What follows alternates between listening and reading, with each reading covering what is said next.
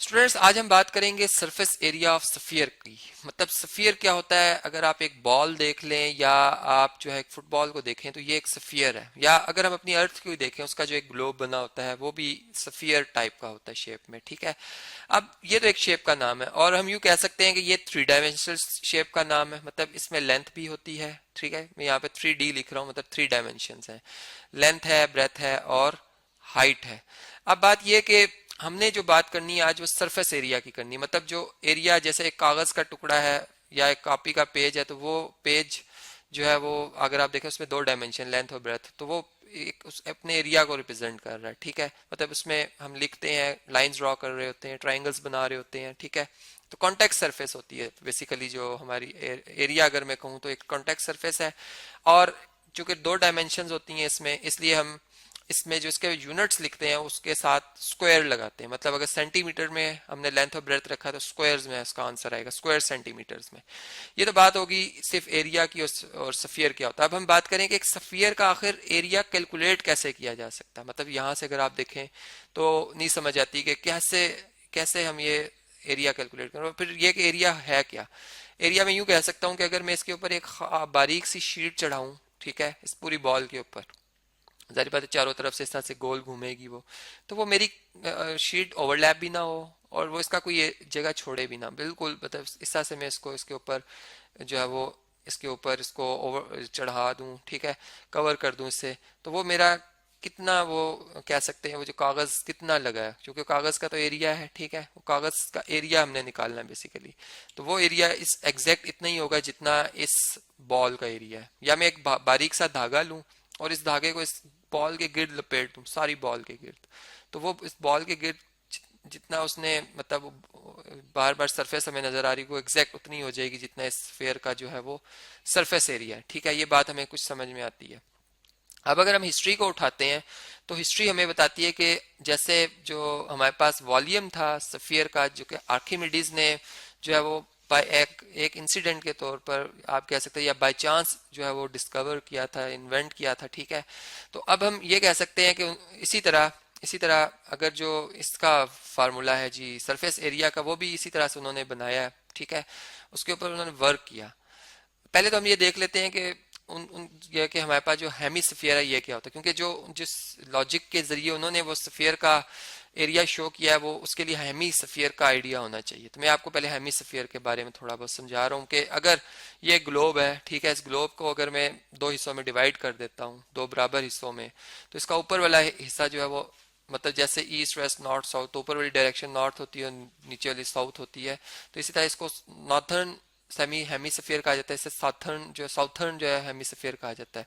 जबकि ये एक प्याला जैसा से है, अब ये एम्प्टी हो या भरा हुआ हो, ये एक हेमिस्फीयर है। अब हमने इसका एरिया बताना है। अब जो आर्किमिडीज हैं उन्होंने जो लॉजिक या जो टेक्निक यूज किया, उन्होंने ऐसे ही किया था। उन्होंने क्या किया, उन्होंने उन्होंने ये बात नोट की कि जो एक सर्कल है, ठीक है, अगर वो एक वायर लेते हैं, एक स्ट्रेट वायर, चले एक स्ट्रेट वायर ली उन्होंने, ठीक है, उसकी लेंथ उनको पता थी कितनी लेंथ है। ठीक है, अब उन्होंने उसको जब एक सर्कल का, मतलब सर्कल की शक्ल में उसको कन्वर्ट किया, एक रिंग बनाया उससे, ठीक है, तो लेंथ तो उतनी ही रही, लेकिन फिर इसको हमने इसका फार्मूला ड्राइव किया था, मतलब सर्कल की फॉर्म में, कि ये 2πr के इक्वल है। ठीक है, तो उन्होंने इधर से देखा कि अच्छा जो ये वायर है मेरी, अगर मैं एक वायर को इस तरह से एक टोकरा एक ले लें, या एक हेमिस्फीयर ले लें, ठीक है, एक गिलास ले लें, या इस जो एक वायर है उस ऐसी इस मटेरियल की हो कि वो एक वायर को इस तरह से टर्न देते रहे, उसी के ऊपर दूसरा टर्न, ठीक है, मतलब उसी से एक हेमिस्फीयर बनाए, खुद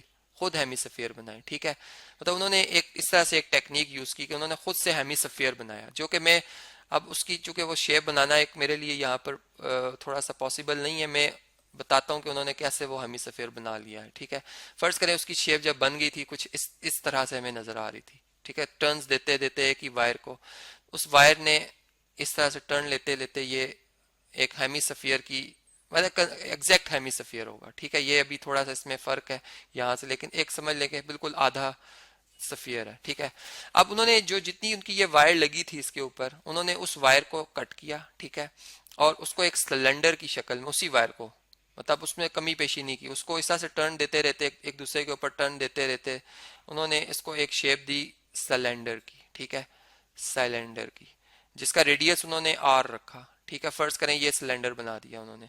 अब एक टर्न में कितनी वायर यूज हो रही है, अगर रेडियस आर हो तो ये बात आप जानते हैं वो 2 पाई आर सरकमफ्रेंस के बराबर है, ठीक है। आर रेडियस हो तो 2 पाई आर। और कितने टर्न्स दिए उन्होंने, जो आखिरी टर्न था ये हाइट निकाल ली, इस सिलेंडर की हाइट निकाल ली जो कि रेडियस के बराबर आई, ठीक है। मतलब टर्न्स देते देते ये इतनी आई जितना कि इसी वायर का रेडियस था, ठीक है। तो उन्होंने इसको इस तरह से नोट कर लिया, ठीक है। तो ये बन गया 2 पाई आर स्क्वायर। मतलब एक आधे सफियर का जो रेडियस होता है हमारे पास वो कितना, सॉरी उसका जो सरफेस एरिया होता है वो कितना होता है, वो 2 पाई आर स्क्वायर था, ठीक है।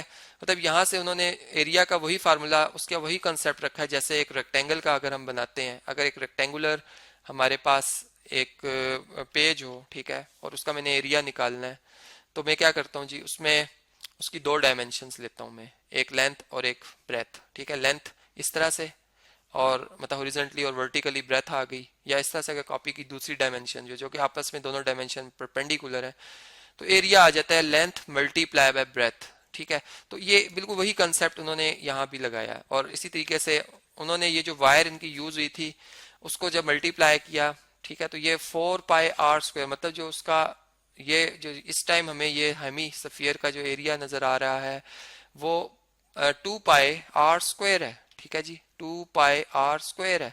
तो इसी तरह का जो बाकी आधा सफियर नहीं बनाया उन्होंने, अगर उसको भी साथ जोड़ दिया जाए तो इसका भी 2 पाई आर स्क्वायर होगा। मतलब दोनों ऐड होकर कितने बन जाएंगे, 4 पाई आर स्क्वायर। तो इस तरह से जो है आर्किमिडीज ने सबसे पहले जो सफियर का हम कह सकते हैं सरफेस एरिया, वो उन्होंने जो है वो उसके ऊपर बात की थी, उसको एक फार्मूला हमें दिया था। अब अगर हम आम लाइफ की बात करते हैं, अब हमें एक सफियर जो है उसका मतलब रेडियस बताया दिया जाए, इस फार्मूला से हमें ये बड़ा एडवांटेज है। फार्मूला आप जानते हैं कि एक शॉर्ट वे होता है, तो एक शॉर्ट वे ऐसा अच्छा बन गया कि अब अगर हमें रेडियस पता है, मतलब फर्ज करें एक 7 सेंटीमीटर बता दिया जाता है एक सफियर का रेडियस, या अगर डायमीटर बता दिया जाता है कि 14 सेंटीमीटर है, तो रेडियस उसका हाफ होता है, ठीक है। क्योंकि रेडियस इंटरनली कैलकुलेट करना डिफिकल्ट है, डायमीटर तो हम प्रैक्टिकली निकाल सकते हैं, वर्नियर कैलिपर्स है कि बहुत छोटा ऑब्जेक्ट है तो उससे भी निकाला जा सकता है, ठीक है। तो अभी आप ये देख सकते हैं कि 7 सेंटीमीटर इसका रेडियस आ गया, और पाई की वैल्यू जो कि एक रेशियो है, एक इरेशनल नंबर है, हम यहाँ पर हमें बताया जा रहा है कि अगर आप 3.142 खुद रख लें, बराबर रखें, ठीक है। चूंकि अप्रोक्सीमेट में तो हमारा कभी जवाब एग्जैक्ट नहीं आएगा, अप्रोक्सीमेट में चलेंगे, तो यहाँ पर हमने ये कहा। तो अब अगर इन दो वैल्यूज को इस फार्मूला में जो कि सरफेस एरिया के लिए हम एस यूज करते हैं 4 पाई आर स्क्वायर, इसमें अगर इसको दर्ज कर लें, 4 पाई की जगह 3.142 और रेडियस की जगह हम लिखें 7 सेंटीमीटर और इसका स्क्वायर, तो ये आपके लिए एक होमवर्क है, मैंने इसकी कैलकुलेशन की भी है, ये आता है जी 616, ठीक है। आप इसे मल्टीप्लाई करके देखें कितना आता है आंसर, और सेंटीमीटर का स्क्वायर है तो स्क्वायर सेंटीमीटर्स में हमारा आंसर आ जाएगा। तो इस तरह से जो अगर इसी कंसेप्ट को छोटे से सर्कल, छोटे से सफियर से अप्लाई करते हुए अगर हम पूरी दुनिया पे अप्लाई कर देंगे, जमीन का सारा सरफेस एरिया निकालना हो, तो अगर मुझे रेडियस ऑफ अर्थ जो कि किलोमीटर्स में है, ठीक है, वो बता दिया जाए, ठीक है, अगर उसके यूनिट किलोमीटर्स में, तो मैं जो है सरफेस एरिया ऑफ अर्थ बता सकता हूँ, इसी तरह मून बता सकता हूँ, बड़े बड़े प्लैनेट्स का बता सकता हूँ, या छोटे से छोटे ऑब्जेक्ट का भी, ठीक है। ये बहुत हमारे लिए एक एडवांटेज हो गया कि हमने एक फार्मूला बना दिया सरफेस एरिया का सफियर के हिसाब से। और फिर जो यूनिट बनेंगे, अगर किलोमीटर्स में रेडियस गिवन है तो सरफेस एरिया के स्क्वायर्स किलोमीटर्स में यूनिट आ जाएंगे। मतलब जो भी आपका रेडियस का यूनिट होगा, उसके सरफेस एरिया अगर सफियर की बात की जा रही है तो उसके स्क्वायर्स में उसका आंसर आया करेगा। तो इस तरह से आपने देखा कि सरफेस एरिया ऑफ सफियर कैसे जो है वो कैलकुलेट किया गया।